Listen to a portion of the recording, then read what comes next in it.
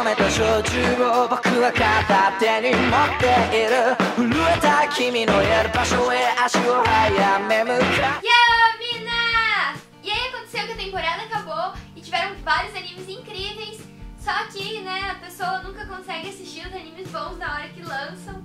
Então alguns ficaram pra depois e vocês me indicaram alguns dos animes bons da temporada, que foi o Ari no Seraph, que eu já fiz review, e também Noragami, que a review é agora! O anime conta a história de um mundo onde existem deuses, e são vários deuses, não é um deus só como a gente tá acostumado.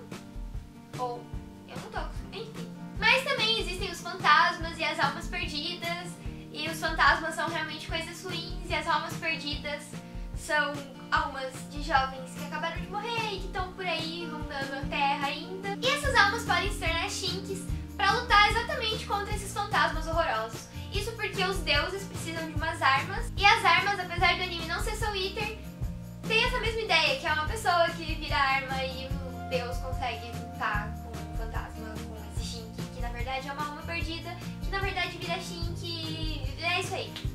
Nesse mundo, esses vários deuses realizam desejos das pessoas em troca de pagamentos. E esses pagamentos podem acontecer de várias formas. Mas no caso do nosso personagem principal, que é o Yato, os pagamentos para ele são em moedas de 5 ienes. Isso porque essas moedas são deixadas nos templos pedindo ajuda para os deuses para realizar certos desejos.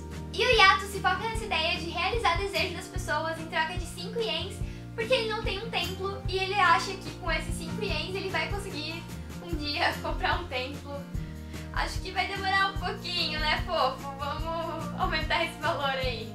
E os desejos que ele realiza normalmente são desejos bem bobos e bem simples, como por exemplo, não ter medo de fazer uma prova, ou encontrar o bichinho perdido. E numa dessas ele tá procurando por um bichinho perdido pra alguém e acaba quase sofrendo um acidente. E é desse jeito que ele conhece a Hiyori, que é uma colegial que enxerga ele e na tentativa de tentar salvar ele de um atropelamento, acaba sendo atropelada e tirando a alma de dentro do corpo pra tentar ajudar ele. E depois dessa situação, ela cria essa capacidade de deixar o corpo dela desmaiado num cantinho, enquanto ela vai com a alma só por aí, com o Yato. E depois disso, ela acaba entrando em várias outras aventuras com ele, porque sim.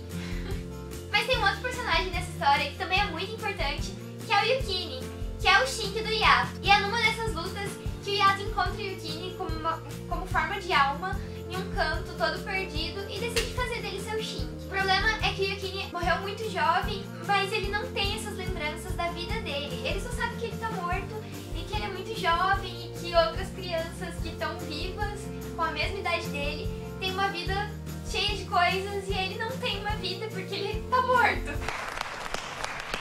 A história do anime flui tão bem e passa tudo de um jeito tão light e gostoso de assistir que a hora que acaba você fica achando que o episódio não teve realmente 20 minutos, 22. E toda a parte visual dele é extremamente agradável.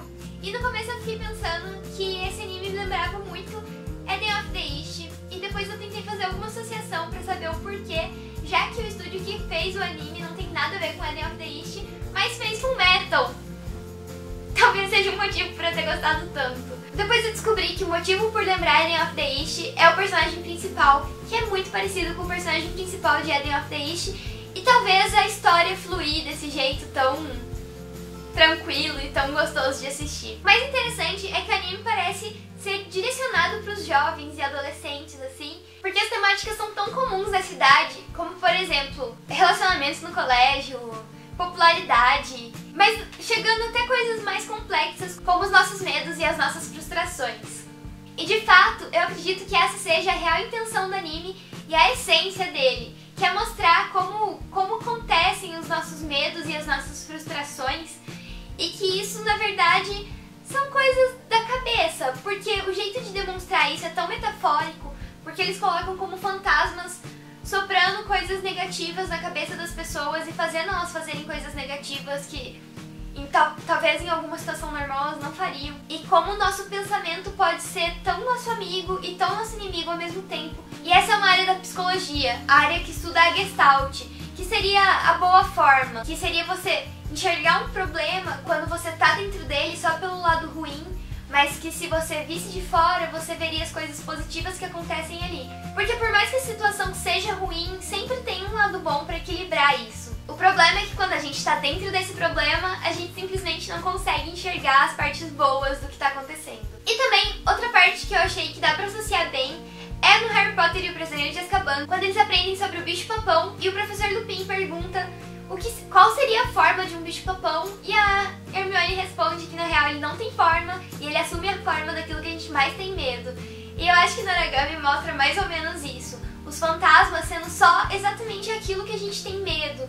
E a parte mais legal de tudo isso é que ele mostra exatamente o que acontece quando a gente deixa esses fantasmas tomarem força e influenciarem a gente. Ele mostra de uma maneira metafórica também, mas de uma maneira que fica evidente como um fantasma pode fazer mal pra gente. Da mesma forma que os pensamentos negativos fazem mal. E muitas vezes não fazem mal só psicologicamente, mas isso acaba afetando a parte externa também, né? E o mais bonitinho do anime é essa ideia de mostrar os jovens tendo todos esses problemas e todas essas frustrações, mas ainda assim, um ajudando o outro a superar tudo isso. Um tentando fazer o outro enxergar as coisas com a boa forma que eu falei antes. Isso é muito bonitinho. E se você for parar pra pensar, se o Yato ajuda as pessoas a realizar esses desejos e tal, o Yato é o principal personagem que faz isso, de ajudar as pessoas a enxergar a boa forma. É claro, de uma maneira fantasiosa, né? Ele simplesmente luta contra o problema e resolve tudo isso. Mas é muito bonitinho ver isso, um querendo ajudar o outro, e eu acho que é isso que é uma amizade verdadeira. É tão fofo! E mesmo tendo toda essa parte fofa, o anime consegue misturar de um jeito tão orgânico e fluente, romance, comédia, e ação, que tudo fica com uma forma muito harmônica e equilibrada. E por fim, por conta de tudo isso, e por a abertura ser fantástica, a minha nota pra ele é 9. E parte dos comentários me pedindo pra assistir Noragami foram falando sobre a segunda temporada. A segunda temporada já tá em exibição e se chama Noragami Aragoto. E um dos lugares onde você pode assistir online, pode baixar e pode assistir direitinho, com a legenda muito bem feita, é no Animakai. Então eu vou deixar o link do Animakai aqui na descrição, caso vocês ainda não conheçam. Acho pouco provável, porque, né, é o Animakai.